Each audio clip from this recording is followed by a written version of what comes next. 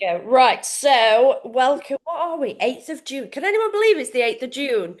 Wild how fast time flies as an adult. Like scarily goes so quickly, doesn't it? But before we start, I want to shout out. So we've got Claire Wilson, 5 kilograms down club, and absolutely phenomenal. Like genuinely, just doing the best that she can do. You know, when you just feel it, like somebody's really trying and really paying attention and taking in all the information and doing all of the bits and the things and the stuff. Like, amazing to see it. So, well done, Claire. We've got Heather as well. So, clothes no longer fitting in a positive way. And also loving some family photos that were taken for the first time pretty much ever, which is again a massive reason why a lot of women join StrongHER in the first place, because they see a particular photo or they're looking back on moments, or even I've spoken to some women where they don't even have a single photo of them around the house because they don't want to be in the family photos. So their husbands are in it, their children are in it, and they're nowhere to be seen in these memories because they just don't like what they see behind the camera. And that's really sad. We want to be able to build on that self-esteem, get some confidence back up, and that's exactly what Heather has managed to do. And then we've also got Natalie, who has signed herself up for a marathon, which I think is amazing. So October, she's going to be doing that, which is incredible. And we love this notion of going, right, let's build towards something. Let's do an event. Let's do something, because that's a massive mindset piece as much as it is everything else. So absolutely love that. So well done, Natalie, for doing that. But we're here to talk about muscle. We're here to talk about training. So why do we do it? So years and years and years, it has been the case where women have typically fallen into the cardio bracket, where you might find a lot of women running or doing aerobics, or like, God, I remember even growing up as a teenager, I used to go to aerobics with my mum once a week when she was trying to get a bit healthier and do all of that. And what else did we do? I think we did Zumba at one point. Now, I do actually have a client who loves Zumba. She absolutely loves it. She does do that alongside the strength training now. But this is the point. We've always lived in a bit of a men do the gym, and that's what they do. It's like gym is for men. They're always seen in the like the weightlifting sections, and then women do the classes. Women do all the other stuff. This is the rise of things like Pilates, like it went through yoga, like I say, it was aerobics, and then it was there's always a bit of a fad for women rather than actually just sticking with programs that genuinely work. So this is the reason why a lot of the time women struggle with their weight, not exclusively, but a lot of the time women do, and men maybe not as much. And if they're thinking, you know what, I want to get fitter, I want to get healthier, I'm going to join the gym, a lot of the time for women, that's one of the last thoughts they will have. And it will be doing all of the other things and not doing the one thing, because everybody thinks, and occasionally you might see it, but everybody thinks if I lift weights, I'm going to get bulky. I mean, my one position on it, I've been lifting weights for years now, and if anyone looks at me and thinks I look bulky, then fine. Like, fine. That is not a problem. If you really truly feel that way, I'll take it. Do you know what I mean? I wish I did look bulky. Do you know what I mean? But it's just never going to happen. We do not host enough testosterone as women. So if you look at the menstrual cycle between where the progesterone and estrogen, like the shift in the natural cycle that would happen, there is a blip that happens around 14 days. It's the teeny tiniest amount of testosterone that gets released into the woman's body. That's all we have to go on. Men's, it's like a flat line across the whole way. So again, a nice amount of testosterone is entering into their physique. Yes, it does drop as men age, as they become more tired, as all of these things. And again, it can a little bit similar for women, but it typically for us it's estrogen and progesterone that we are playing with, even when you're looking at hormonal balance, perimenopause, all of these different things. It's quite rare that you will see. We do have some women that are on a testosterone like addition, but it is quite rare to see that being necessary for women. So we just can't support. We don't have the kind of the hormonal infrastructure to actually be able to pack on any serious size. Anyone that you do see, like I say, you might see it on Instagram. Every now and again, you might see somebody and you go, whoa, right, okay. You will see it a mile off and you know immediately they're on steroids. A lot of bodybuilding competitions, quite sadly actually, but a lot of them, they have to be on gear if they're going to compete, men or women. They have to be taking something in order to have any chance of competing against their counterparts who are taking something, essentially. So if you do ever look at a woman and think, God, she's bulky. And by the way, that's fine. That's absolutely fine because as long as she's making her conscious decision to do that, and that's her prerogative to make that choice, it's not something I would do. And obviously, we don't coach bodybuilding inside of StrongHER, but again, like I certainly wouldn't be like slagging anybody off or thinking, oh, that's like, do you know what I mean? It's not what we do, and that's fine. That's her choice, her decision. But just know that will never happen to you. It will never, ever be the result of what will happen to you. But we need muscle on our physiques. And it's a bit sad what's going on at the moment where we seem to have and it feels a bit like it is with the rise of the GLP-1s, we are kind of now moving away from the idea of being strong. I feel like we did really go on a movement in the last couple of years, and then it's kind of moving back again to the idea of skinny. And celeb culture is also kind of driving this a little bit. Like I know Kelly Osbourne has been in the news a lot for this. There's the woman, I can't remember her name, but the what is it, Emily in Paris? There's photos of her, there's like Ariana Grande, and you look at them and you do think they do look frail. And it is a little bit sad. Now, Kellyo is grieving, do you know what I mean? Like you kind of look and think, well, there could be a causation for that. But this is what we kind of want to avoid because the challenge is for any woman beyond the age of 30, in my genuine, humble opinion, even if I was not a coach, even if I was completely and utterly unbiased, my position would still be you have to build muscle, regardless of your position, regardless of as soon as you reach the age of 30, if you could start earlier, amazing. The earlier, the better. But our bone density as women starts to go on a decline pretty much as soon as we reach the age of 30.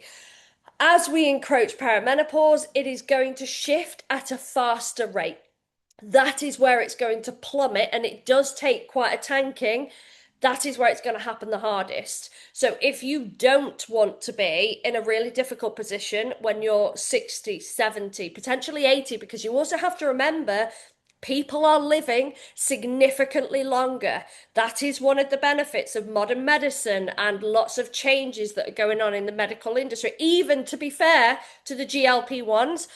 Again, the number one cause of death in the UK is obesity related diseases. So helping those people to combat that, again, they're probably going to live a lot longer. But the medical requirement, my nose is really itchy, sorry, is that they are lifting weights alongside taking a GLP-1. It's just unfortunate that I don't think that message has got through hard enough. And a lot of people aren't going directly through the right places to prescribe it. And like my mum even said the other week, she probably watches, I don't know what she watches, but anyway, something. And she was like, they're going to start selling GLP-1s at some point in B&M. And I thought, you know what, I can imagine at some point they probably will. The black market of these drugs is going to come about at some point, and that is fucking terrifying. But we have to be caveating that bone density loss as much as we possibly can. And this is going to mean a high protein diet. This is going to be, so like for dinner, I should have sent a photo, it was really funny. We had our weekly salmon, as we do. So our salmon, our vegetables, and because I wasn't gonna, we weren't home in time, we like, I don't know, went to Argos to get a toilet seat at 5:30. As you do. I was like, we're gonna get there before it shuts. But then I was like, now I don't have enough time to do the potatoes. So we had chips. We had salmon, chips, and I was like, this is so, so wrong on all kinds of levels to put that dish together. But it's your protein, your carbohydrates, and obviously half a plate of vegetables. So I was like, it kind of is hitting the same thing, just felt very, very wrong. But that's the point. We need the protein to support the muscle synthesis. And the muscle synthesis is going to be the thing that carries you the furthest through life in your physical form. We get one body. That's it. We don't get to do anything else with this body. You can't even medically pay for more muscle tissue. I mean, maybe one day. I mean, they can do some miraculous shit, but to my knowledge, nobody can do that at this point in time. You can't actively do that without putting your muscles under tension.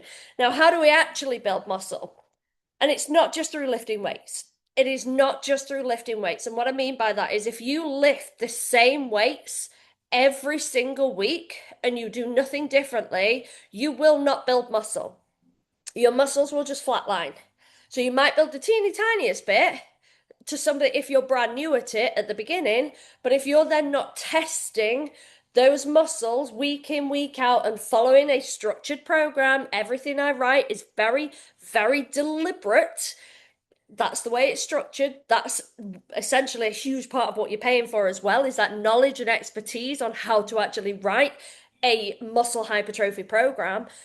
But this is it. This is where I do say it at the beginning, we need to be training very close to failure at least a chunk of the time. Now, there are going to be days where, like, I mean, I'm fucking pregnant, as everyone knows, but I can't train close to failure. I can't, I mean, I can, but it's hard for me to do that at the moment.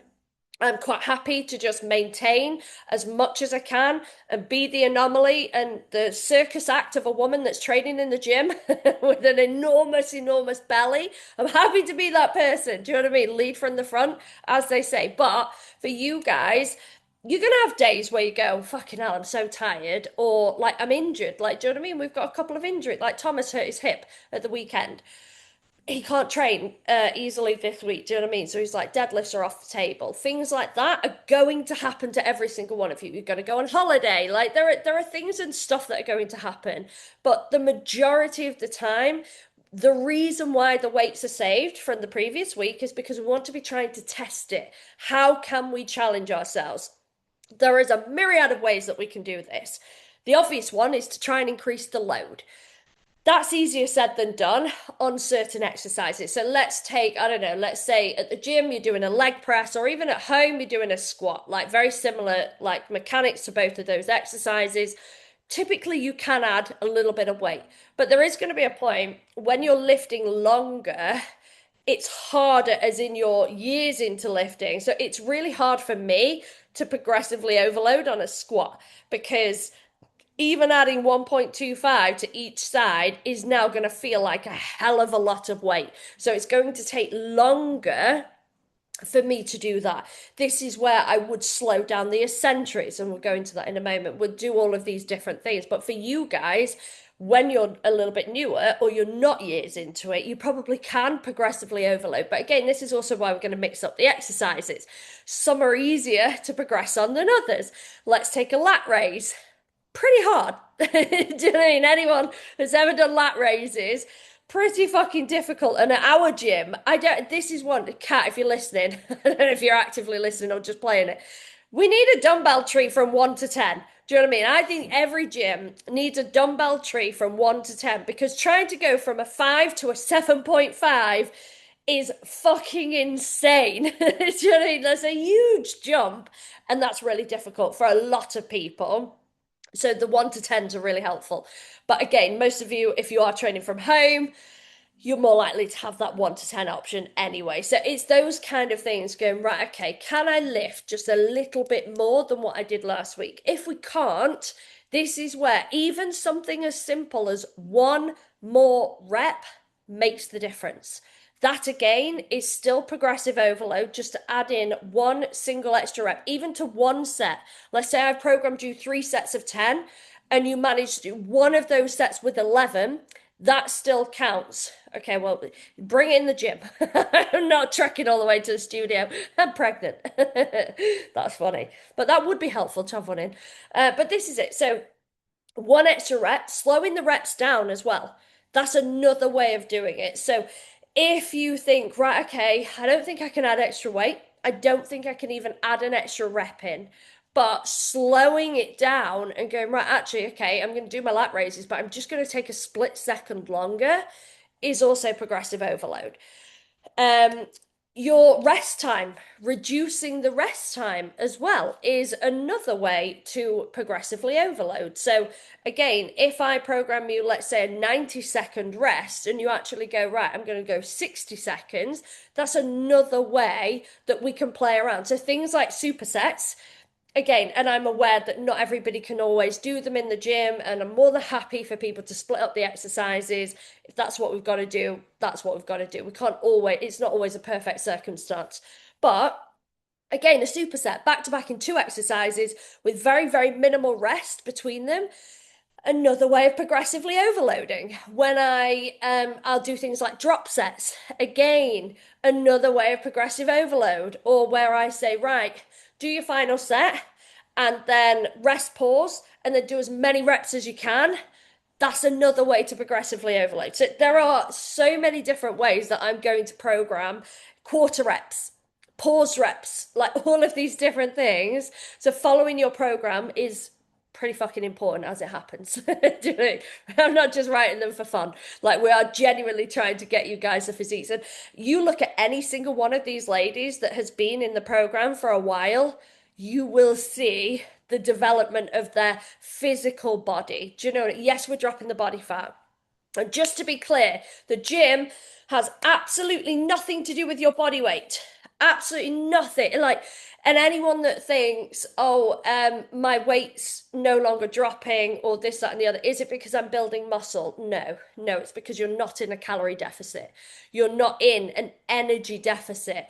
But it is so hard to burn calories and energy through exercise. That's not why we're doing it. That you need to completely disregard that. And the concept that you are earning your food also needs to fuck right off.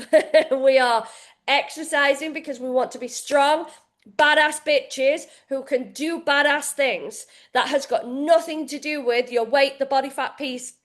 You will see major developments in your physique even if you don't do anything with the nutrition piece, like let's say you still stay over and above your maintenance calories, you're in a slight surplus, you will still see the difference in your physique because you will build that over time. But I just want to make it crystal clear that these two entities are wildly separate. Steps kind of sit in the middle. Steps are kind of they are burning around 20-25% of your overall energy expenditure in a day, which is why we want to get those steps to 10,000. But anyone whose primary goal is a body fat piece, that's all the nutrition.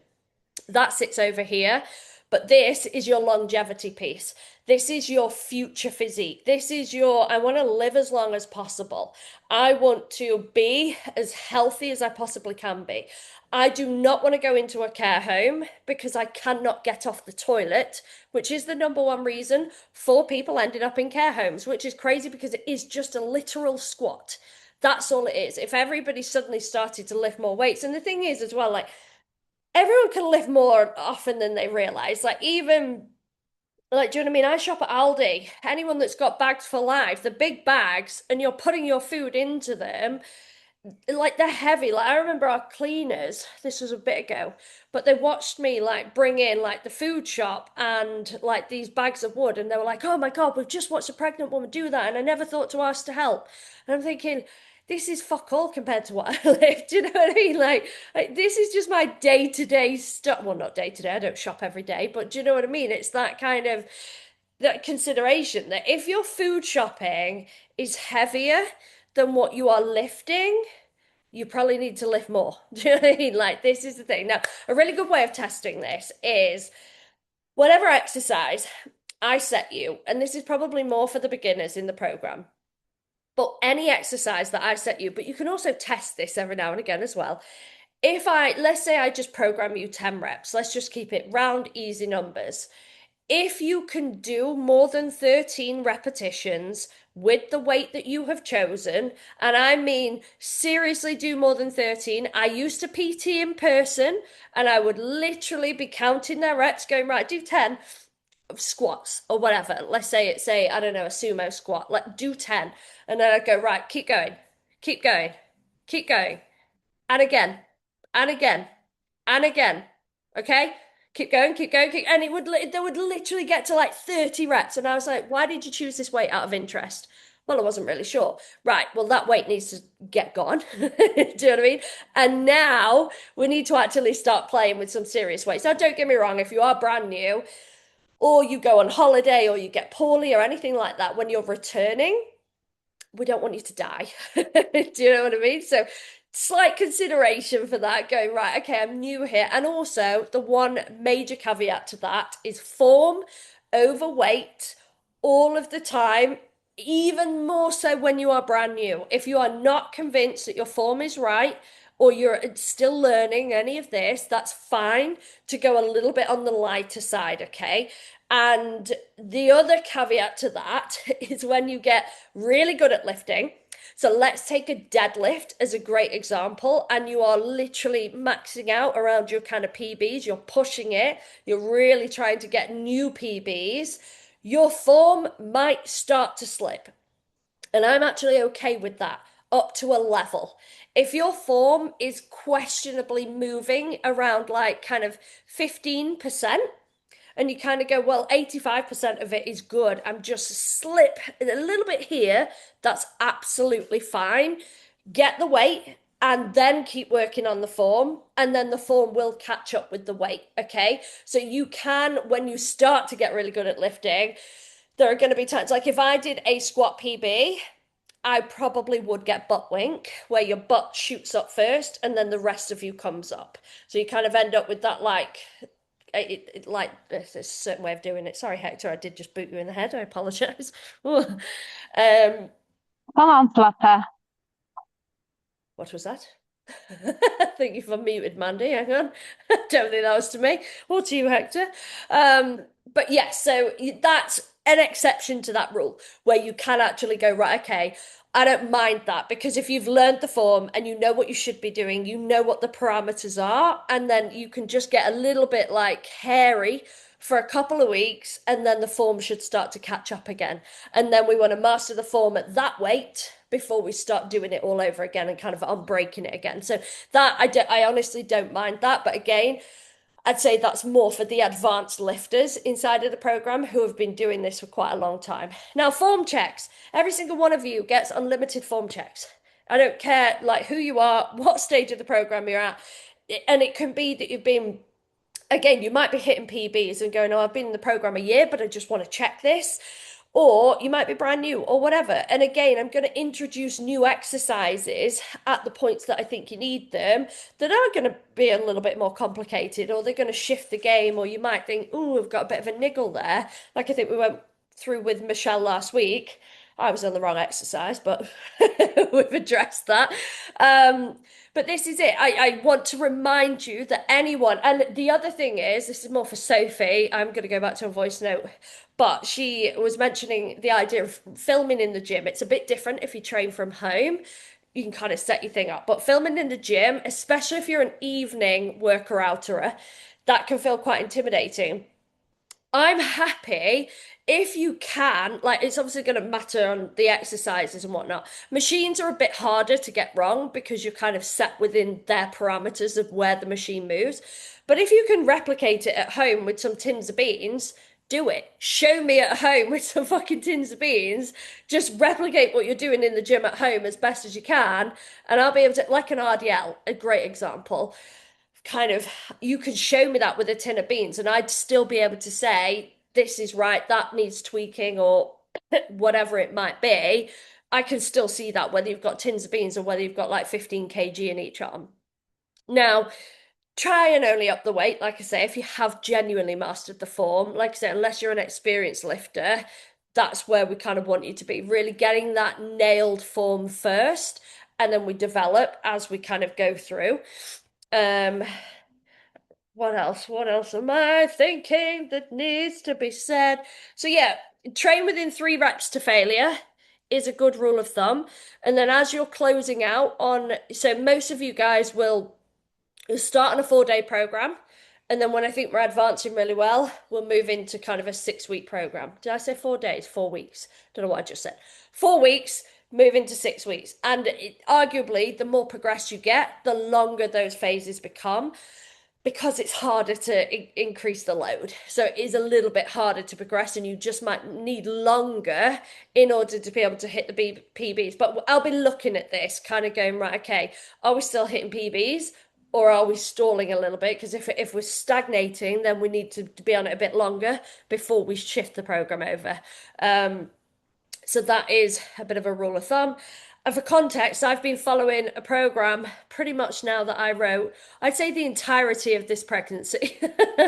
Again, I'm not necessarily looking to hit PBs or progress or develop, but you can do a program for quite a long time. It's exciting at the beginning. Everybody wants to change everything and this, that, and the other, but you don't need to. Do you know what I mean? You will notice there are the basic movements in your programs, even as they progress and develop. We are going to keep those there because they're really fucking beneficial lifts. So when people say to me, oh, I really don't like, I don't know, a certain, let's say a squat, it's like, oh, you kind of have to like it. Sorry. You've kind of got to because it's really important exercise as it happens. Really, really important. So there are certain ones that I will push back on if somebody's a bit like, oh, I really don't like this. We're going to be pushing on that. Mandy's on a walk. Doc went for a rabbit. That's funny. Yeah, Hector would do that as well. Right, I feel like that was kind of the crux of what I wanted to say.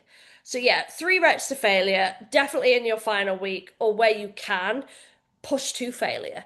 If an exercise is safe to do so, push to failure. Like even for instance, like a dumbbell bench press, for instance, imagine I'm laid flat. Obviously, this looks like a shoulder press, but imagine I am down a back. Like you're going to struggle here. You're going to struggle at the point where you are at the flat. You're not going to drop the dumbbells on your face from here. The point where you can't get another rep in is down here. So again, it's quite safe to do so if you've got the bar, unless you're pregnant, don't do this. But again, a lot of the time you can just roll the bar down your chest. So you never ever put the safety clips on the side of a bench press, a barbell bench press, ever. That is a hard rule. Worst case scenario, you can tip the weights off. So if you get trapped here and you can't move the bar, and imagine laid flat again, you just tip the weights off one side, tip the weights off the other side, and then you've got the bar. Now, spotting. If anyone ever asks you to spot, now, if you don't feel comfortable, just say, I don't know what I'm doing. Just make your position clear, make it known, and that's it. You're absolutely fine. But let's say if Thomas, for instance, was doing a bench press, he can easily bench over 100 kilograms. Currently, a pregnant me is stuck on 30 for fucking context, and it makes me really angry. I physically cannot do any more on that lift, and I find it wild how weak I've become on that lift. Not suggesting I've been doing this for years. Do you know what I mean? I'm not suggesting anyone that's stuck on 30 is weak inside here. I just know what I could do to what I can do now. But if Thomas says, spot me on the bench press, and he's pushing that bar up, again, imagine I'm laid flat, he's pushing it up. He's going to reach a point where that bar is wobbling and it's barely moving. Now, you do not touch the bar. You do not step in and touch that bar unless it is very clear and they have communicated with you, get the bar because it's not moving.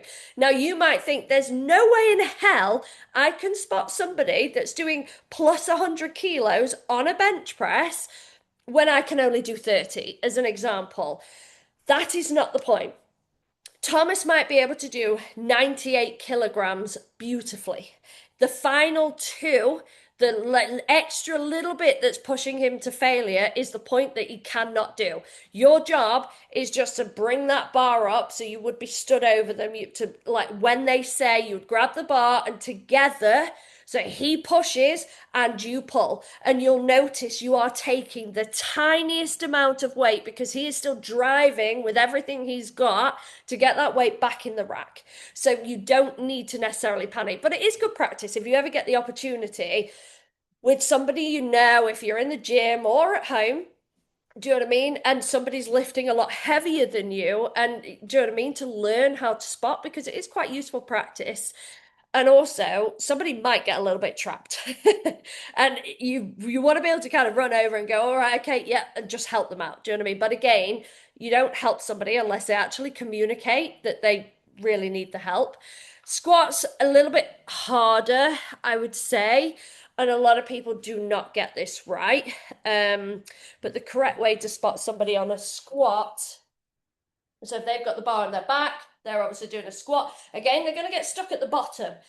Safety racks can help with this, where you actually put them out at the depth that you are actually getting to.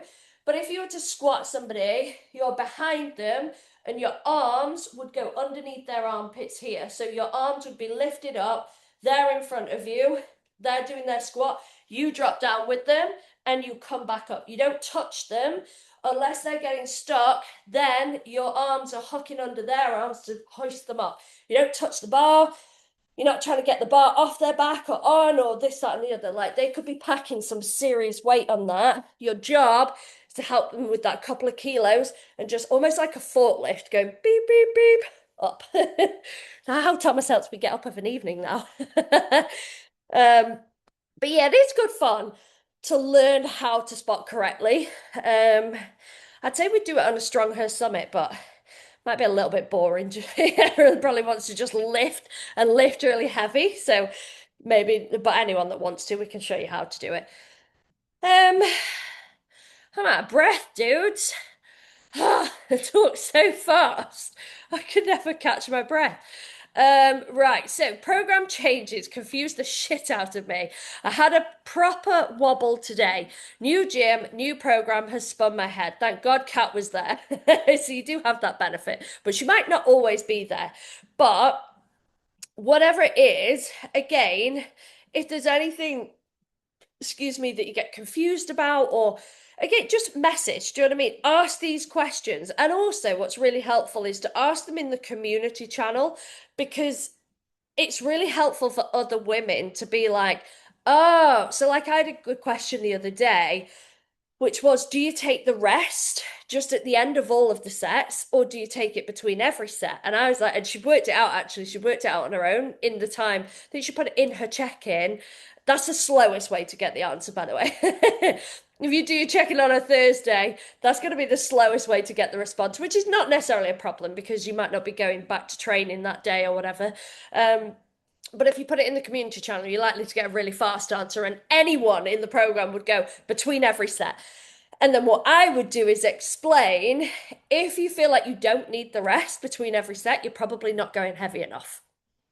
That's the reality. If I programmed you a 2 minute rest between your sets and you do not need 2 minutes and you think, yeah, I'm good to go after like 30 seconds, you are not lifting heavy enough. Like when I'm like doing my squats, even now, deadlifts, do you know what I mean? Like I need my rest. I need to take a drink, calm myself down again. Do you know what I mean? I need to just bring my heart rate back down to a normal level and then kind of go again. So it's that consideration. And also, you might need a bit of time to be adjusting the weights, adding things on, taking things away, or whatever it might be. So, all of that is happening within your rest, but you do still want to rest in your rest. But yeah, please do just a message anytime. Do you know what I mean? Like, Mandy's obviously very, very local. Not everybody has the benefit of that, but just whatever the question might be, or whatever you're getting stuck with, or program changeovers. And Mandy, yours is a little bit different because I deliberately programmed more things that they only have at this gym. I've recorded pretty much every single exercise for the gym that you're now training at. That's brand new stuff that you've never done, but nobody else has access to that equipment because it's exclusive to that gym. And the owner is literally helping with the designers on that. So most people don't have access to that. So you are a little bit unique there, but I did do that deliberately. I'm really enjoying my current gym program phase. I try and test myself every week. This is the other thing as well, guys. So what I'm doing and what Coach Kat is doing, we're looking to make sure that we are progressing through the program when we're doing your check-ins, and also making sure that you are hitting those sessions as much as possible. Obviously, there are going to be times where we can't, or that we're doing 4 of each session. So I won't change over programs until I can see that I'm happy with the progression that you guys have made. But just because I do change over a program does not mean that you have to move on to it. If you think, and I do have this conversation with some of you, like I know I had it with, I think, Dina recently, where it was like, actually, well, you're going on holiday. You're only going to get a week of this. Do we hold off? Do we not? And I said, look, you know what? I'll put the program on, but you decide. You choose. Do you want to do a week of this program? Take a disruption week on holiday, then you can come back into it. Or do you actually just want to carry on with the one you've got? Like, I won't delete the last phase ever. As much as I can avoid it, I won't. I can host 3 programs on anyone's account at any one time. We also do holiday programs. So if you're going away, we can write things slightly differently, do different things as well that way. So yeah, just keep us in the loop with your antics. My crappy knees making split squats, lunges almost impossible. The building up each leg individually is helping, though, I think. So my advice on this, and I do say this quite a bit at the minute, out. So I tried to do this made me laugh. Tried to do Bulgarian split squats. By the way, one thing, always start on the weakest side first. For the love of God, whatever your weakest side is, learn that quickly and start there first. I tried to do Bulgarian split squats the other week. I was trying to write a slightly different program, and I thought, yeah, you know what, I think we've got this. And I started on I think my left leg's stronger. I can't remember which. I started on anyway, but I did 3 reps on one leg and went, this isn't gonna happen. I was like, fuck my life. I don't have like it hurts my vagina basically. I was like, my whole pelvic floor, I was like, ugh. And it's the relaxing hormone going through your body as a pregnant woman that loosey gooseys all of the joints in there. And I was like, that is not happening. So then I tried to even it up. Like, let's say I started on my left leg, tried to even it up. The 3 reps, three reps, that was it on my right hand side, couldn't do one. That's why we always start with the weakest leg first, because if you can't match it, you're going to end up with massive imbalances. But let's say I'm going to bring it down. So my split squats that you will see go all of the way down, okay? I'm literally like obviously not pregnant, but they go the whole way. You do not have to do that. If your mobility is that, that's fine. And the other thing I'm doing here, which is really helpful, if you need to, is holding on to something. That could be in the gym, that could be a chair, it could be the island, whatever you've got to hold on to, you can hold on to it. Now, you can put a weight in one hand if you want, but my advice would be to work on the depth and mobility. So, week 1 might look like that, and that's fine. Week 2, you might be able to get a little bit lower, and you might think, yeah, you know what, I'm doing that, and keep adding and progressing. So just because my videos will show a full range of motion does not mean that you have to have a full range of motion. So if you know I've got dodgy knees, or I've got arthritis, or I've got something, just go to the level that you can get to. And that's still fine. That's still a split squat. It's still testing your muscles, it's still testing your flexibility. So when people go, I just can't do it, 9 times out of 10, you can. It's just you're trying to replicate exactly how I do it rather than working within your specific range of motion. So, a couple of considerations there. So, depth and holding on to something. The more stable you can make yourself, you're likely to be able to get a little bit more depth in that as well. And take the weight away. Sometimes body weight for single leg exercises is enough. So we don't need to kill ourselves by adding weight in on top. I lack so much confidence in my right leg and try and do as many single legs as possible. That's the best way of doing it. But we all have a weaker side. Like, this is TMI. I am oversharing here. I'm right-handed primarily, but there's a lot of things that I don't know how to get my brain to do with my right hand, which you should always try and test, by the way, because it's good to try and get your brain to like develop in that way. When I wipe, so any end, when I go to the loo, I'm a left-hand wiper. If I hurt my wrist or anything in any way, I cannot, like my brain trying to wipe my bum with my right hand, that is like the end of the day for it. I'm like, what the hell am I doing? And I don't know why, because I'm right-handed, but I can only do it with my left hand. And that is really bizarre So we all have that where that you are going to be stronger and weaker, and I know it's weird. Even I'm like, why? Why is this? And I just can't get my brain to do it the other way, which I find really bizarre. Like if I open a jar, I'm left-handed, and I'm not left-handed. I'm right-handed, and I just can't do it. And so you will find there are things and stuff that, but it's not you shouldn't lack confidence. Do you know what I mean? It is what it is. We're all going to have a stronger and a weaker side, but we start with the weaker side first in hope that it'll catch up to the strongest side before we then progress and develop on with the weights. But there is nobody on this planet that is 100% even on both sides. It doesn't exist. It's never going to happen. We'll have a predominant side with arms and legs. Pardon me. Like I can't even extend my right leg fully on the leg extension at 5 kg, but I work, and that is the best way to try and work on it. Like when you say fully extend on the leg extension, be mindful of that because you actually don't want to fully extend. You always want to keep, with pretty much any exercise we do, you want to keep a slight flex in the joint. If you fully lock out, and you might not mean that, but just that's another thing. If you lock out, that's where you're putting a lot of tension onto, like you're moving it from the muscle onto the ligaments, and you need to be really, really careful of that because that's a very fast way to cause an injury. So if you're squatting, leg press, leg extension, any of these, leg curl, you're always likely to keep a bit of flex anyway, but anything like that, just try and keep. And if you've got hypertension, anyone like I do a little bit, you can't lock out anyway because you will be in a lot of fucking pain. So you just want to keep a slight flex in everything and don't ever fully straighten with any exercise. I'm right-handed, but I'm stronger in my left arm on a hammer curl, and it makes no sense. This is it. Like you might wipe your bum with your left hand as well, Mandy. Michelle, sorry. But this is it. There are always going to be things where you go, that's weird. Like, why is that the case? Or you'll have more like directional focus where your accuracy is better on one side than the other. Like we're human beings, do you know what I mean? We're not robots, so it's just worth being mindful that every single one of us is in the exact same boat, like myself included. Right, does anyone have any form checks or any? I know we kind of did a bit at the back end of last week, but anything that you think, oh, could you show me this? Or could you clarify this or anything at all with regards to kind of the lifting side of things?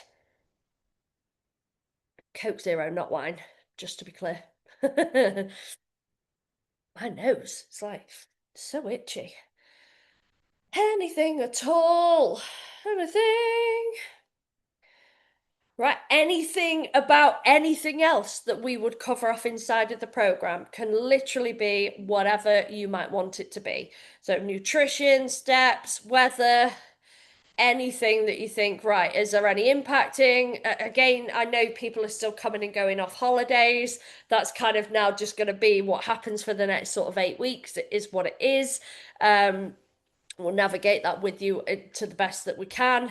Coming back, it's good to see people getting back on it, which is nice. That's what we want to see after a little bit of time out. So that was really good. But anything at all. Otherwise, I'm gonna go put my big body in the shower. I found a photo earlier. I think it must have been just after Christmas. I still got it out. Hang on. No, I haven't. And it was like I thought I looked really pregnant then. I was like, oh my gosh, everyone will be able to see it. It's so obvious I'm clearly pregnant. I look at it now and I'm like, you just look like you had a big dinner, hon, at best. Do you know what I mean? That's it at best. And now it's like, okay, we're pregnant. Do you know what I mean? It's like, yeah, makes me laugh. Right. I've yammered on enough. You guys are legends, amazing. Again, please reach out if you need us. Anything you're not happy with, anything you think, oh, I just want to triple check on this, whatever it might be. We are here for you. We're here to serve and make sure that you are absolutely crushing it. But we will see you very soon. Mwah. Have a good night, ladies. Bye.